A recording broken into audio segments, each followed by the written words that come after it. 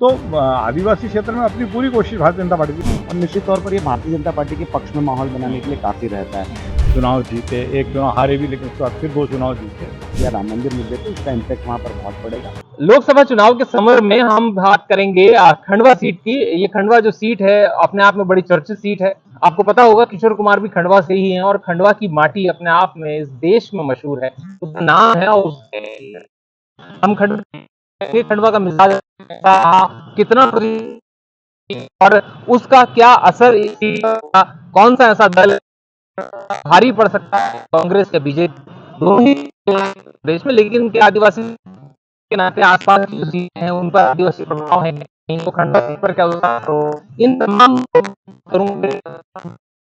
तिवारी जी, बहुत बहुत स्वागत है आपका एबीपी न्यूज पर।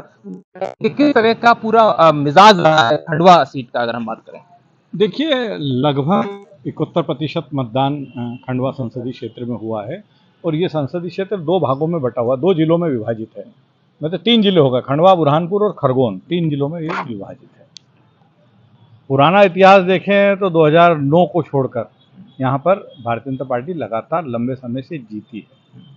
मतलब 96 से 91 में मेरे को लगता है कि महेंद्र कुमार सिंह चौहान जीते थे कांग्रेस को उम्मीदवार। उसके बाद 96 से लगातार यहाँ पर भारतीय जनता पार्टी जीत रही है। और 2009 में ज़रूर यहाँ पर बदलाव हुआ था, बड़ा बदलाव कहा जा सकता है, जब अरुण यादव जो खरगोन से आकर खंडवा में चुनाव लड़े थे, उन्होंने नंद कुमार सिंह चौहान को हरा दिया था। लेकिन उसके बाद दोनों चुनाव फिर 2014 का और उसके बाद 19 का भारतीय जनता पार्टी ने जीता। नंद कुमार सिंह चौहान का कोविड में निधन हुआ, उसके बाद जो बाई इलेक्शन हुआ उसमें भी ज्ञानेश्वर पाटिल चुनाव जीते।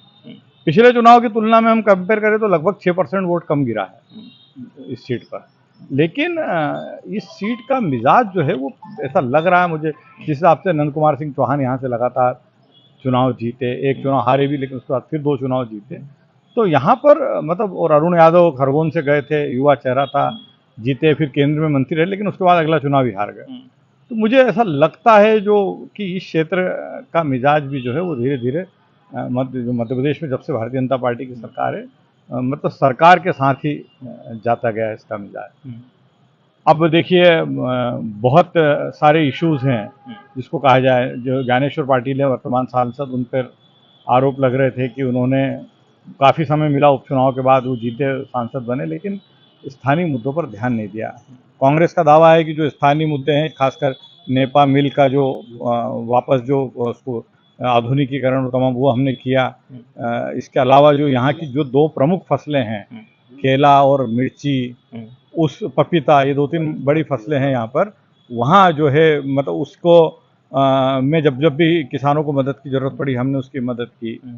भारतीय जनता पार्टी के खाते में एक बड़ी उपलब्धि ओंकारेश्वर में शंकराचार्य प्रतिमा स्थल जो है उसको जिस स्वरूप में विकसित किया, मतलब महाकाल लोक के बाद वो दूसरा ऐसा वो था कि जिसे बहुत ही भव्य स्वरूप में विकसित किया, और जहाँ विकास कार्य अभी भी जारी है। तो तमाम स्थानीय मुद्दे अपनी जगह, लेकिन मुझे ऐसा लग रहा है कि जो मतदान का प्रतिशत आया है कि इस चुनाव में स्थानीय मुद्दे गौण दिखे। मतलब यहाँ पर लोगों ने मुख्य धारा के साथ ही चलने में ज़्यादा भरोसा व्यक्त किया था, लग रहा है। जो लोगों से चुनाव के दौरान भी जाना हुआ, मतदान के दिन भी इस संसदीय क्षेत्र के अलग अलग क्षेत्रों के लोगों से बातचीत हुई, तो ऐसा लगा कि वो कोई वहाँ कोई बहुत बड़े बदलाव की अपेक्षा खंडवा में नहीं की जा सकती है वहाँ पर। अच्छा, दूसरा है कि कांग्रेस एक तरह से वहाँ ऐसा लगता है, जो कांग्रेस ने जिस हिसाब से चुनाव लड़ा, कि कांग्रेस वहाँ हारने के लिए ही चुनाव लड़ी। कांग्रेस पहले तो उम्मीद बड़ी ठीक तान रही, पार्टी चाहती थी कि अरुण यादव वहाँ से चुनाव लड़े, अरुण यादव वहाँ से लड़ना चाहते थे, तो चुनाव लड़ना नहीं चाहते थे अरुण यादव वहाँ से, तो जो है उन्होंने, लेकिन लड़ना भी नहीं चाहते, कब्जा रखना चाहते थे, तो कोटे में रहना चाहते थे, तो उनके कट्टर समर्थक नरेंद्र पटेल को टिकट मिला, जो अभी 2023 में विधानसभा का चुनाव हारे। तो कांग्रेस भी आधे अधूरे में चुनाव लड़ी। नरेंद्र पटेल पूरे समय कहते रहे कि समय जनता पार्टी ने कुछ नहीं किया, उसका मुझे फायदा मिलेगा, लेकिन जो देखा ना, अरुण यादव भी बहुत कम समय दे पाए, बाकी समय वो जीतू पटवारी के साथ मध्य प्रदेश में घूमते रहे, दूसरे नेताओं के साथ घूमते रहे। तो ये मतलब कोई ऐसा बहुत परंपरागत क्षेत्र नहीं रहा है खंडवा भारतीय जनता पार्टी का, लेकिन कांग्रेस ने यहाँ कोई बहुत मेहनत नहीं की चुनावी बाजी को अपने पक्ष में करने के लिए, या एक सम्मानजनक लड़ाई लड़ने के लिए, तो उसका नुकसान कांग्रेस को यहाँ हो मैं आपके पास दोबारा आऊंगा, एक आदिवासी क्योंकि क्षेत्र आसपास है तो उस पर हम बात करेंगे, लेकिन वोटिंग टर्नआउट तो आपको क्या लगता है विचल जी, क्या स्थिति है इस पूरे क्षेत्र की, खंडवा क्षेत्र की और इसका आसपास का ऐसा जैसा अरविंद जी ने बताया है, तो देखते हुए क्या कहा जा सकता है अब इस बार के मन में क्या रहा?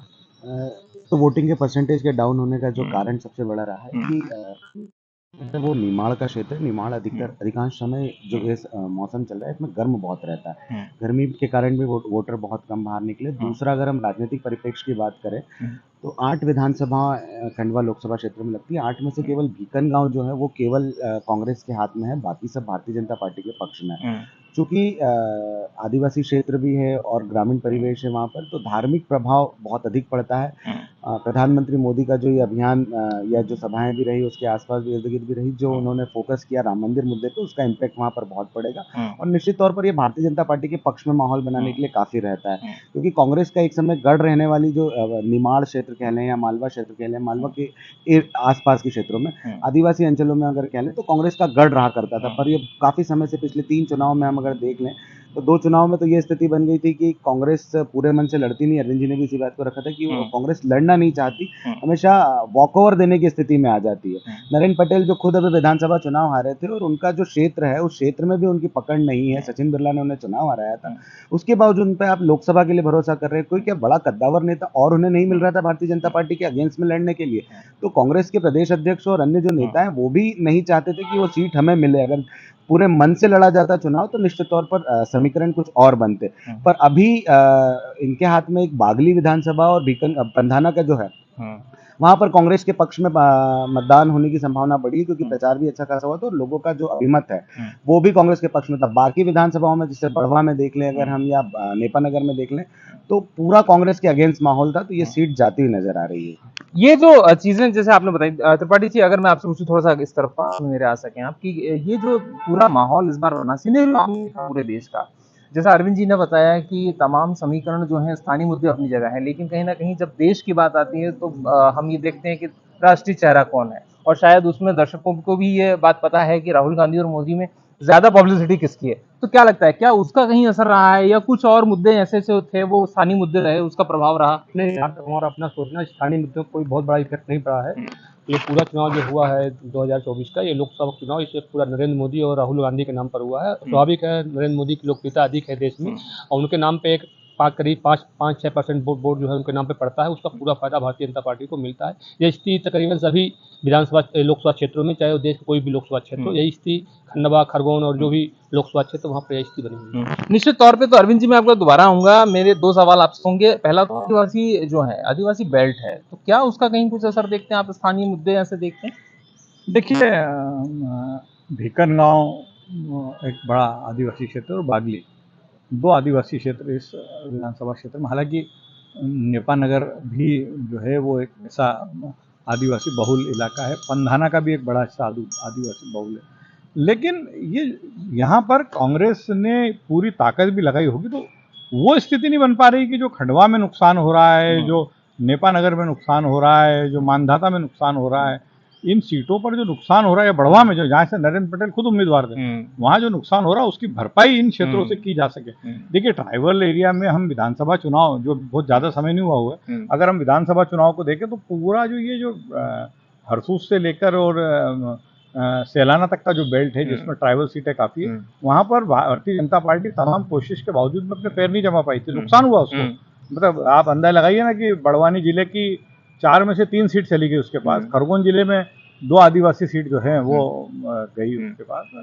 तो आदिवासी क्षेत्र में अपनी पूरी कोशिश भारतीय जनता पार्टी की, लेकिन पाँव नहीं जमा। लेकिन कांग्रेस जो है वो ठीक है, अपन मानते हैं कि आदिवासी सीटों पर कुछ अच्छा कर लेगी, लेकिन जो दूसरी सीटें हैं वहां पर कांग्रेस इतनी कमजोर है कि उसका नुकसान सीधा उसको जो है इन सीटों पर उठाना पड़ेगा। निश्चित तौर पे तो कहीं ना कहीं असर होता है। अच्छा, एक सवाल और छोटा सा आपसे कि इंदौर में जो घटनाक्रम हुआ, उस घटनाक्रम को पूरे देश ने देखा है, क्या उसका असर आसपास की सीटों पर हुआ और क्या खंडवा में भी वो असर देखा जाएगा? नहीं, देखिए, इंदौर के बारे में कहा जाता है कि यहाँ से मध्य प्रदेश का दिल धड़कता है। इंदौर में जो कुछ होता है उसका नुकसान, उसका असर आसपास की सीटों पर होता है, खासकर मालवा निमाड़ की सीटों पर। अब आप देखिए ना कि इंदौर में कांग्रेस उम्मीदवार ने नामांकन वापस ले लिया और बीजेपी में चला गया। ये खबर जिस तेजी से फैली पूरी राष्ट्रीय मतलब नेशनल चैनल्स पे, रीजनल चैनल्स पे और पूरे राष्ट्रीय मीडिया परिदृश्य पे जिस तरह से मामला है, तो कहीं ना कहीं आसपास भी इसका असर तो पड़ा। कांग्रेस के लोगों को भी लगा कि यार आखिर इंदौर में ऐसा हो गया। जब मोरल की बात आती हाँ है तो बिल्कुल सही बात। कार्यकर्ता जो मैदान में लोकसभा चुनाव में किसी भी दल के लिए सबसे मजबूत कड़ी होता है, कार्यकर्ता जब हतोत्साहित हो जाता है, अरे यार हमारी पार्टी के उम्मीदवार ने इंदौर जैसी जगह पे जो हमारा मार्गदर्शन करती है वहां पे नामांकन वापस ले लिया। और दूसरी तरफ देखिए बीजेपी के वर्कर को भी ये लगता है ना, यहाँ इंदौर में हम उसके इफेंट बट्स को लेकर बात कर सकते हैं, लेकिन बाहर तो बीजेपी के वर्कर को क्या मैसेज गया कि इंदौर जैसे शहर में कांग्रेस के उम्मीदवार का नामांकन वापस हो गया और वो भारतीय जनता पार्टी में शामिल हो गए। तो ठीक है, उसका थोड़ा उत्साह तो बढ़ा, रुतबे वाली बात। तो उसके इसका फायदा उठाने की इंदौर के आसपास के क्षेत्रों में भी पूरी कोशिश की और कांग्रेस का वर्कर तो डिमोरलाइज हुआ ही। तो निश्चित तौर पे आखिरी सवाल, क्या लग रहा है खंडवा सीट इस बार कौन निकालने वाला है और उसका कारण क्या है? नहीं देखिए, मुझे ऐसा लग रहा है कि खंडवा जो है वो कांग्रेस के बूते के बाहर की बात है। मतलब मुझे स्पष्ट तौर पर लग रहा है कि खंडवा सीट जो है वो मुझे इस बार भी भारतीय जनता पार्टी के खाते में जाती दिख रही है। उसका एक कारण बहुत बड़ा तो है कि एक तो कांग्रेस ने वहाँ दमदारी से चुनाव नहीं लड़ा। दूसरा जो है कि अगर भारतीय जनता पार्टी के उम्मीदवार ज्ञानेश्वर पाटिल को लेकर थोड़ी बहुत भी नाराजगी थी, तो जो नरेंद्र मोदी और राम मंदिर का जो फैक्टर है वो, जैसा मैंने आपसे पहले भी कहा कि लोकल इश्यूज कहीं चले नहीं, और लोकल इश्यूज थे भी तो कांग्रेस उनको असरकारक तरीके से उठा नहीं पाई। तो वो ब्रांड मोदी जो है वो जम के चला। और ये जो बढ़ा हुआ वोटिंग परसेंटेज है, देखिए भारतीय जनता पार्टी ने भी कोई वोटिंग परसेंटेज बढ़ाने के लिए बहुत एफर्ट्स नहीं किए थे, और कांग्रेस ने तो बिल्कुल ही नहीं किए।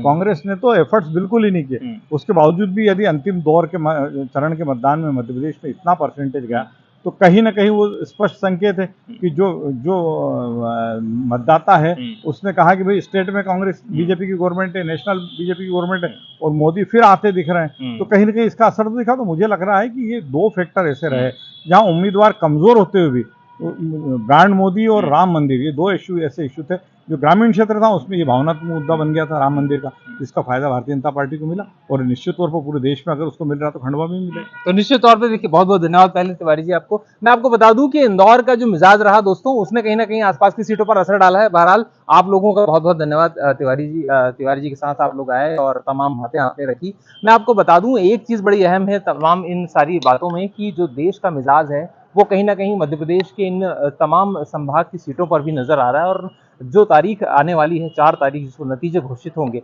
उसमें कहीं ना कहीं ये बात सामने आएगी कि किस तरह से अब नतीजे सामने आते हैं और कौन सा दल ऐसा है, कौन सा उम्मीदवार ऐसा है जिसको बहुमत मिलता है। Umesh Bhardwaj, ABP live, Indore.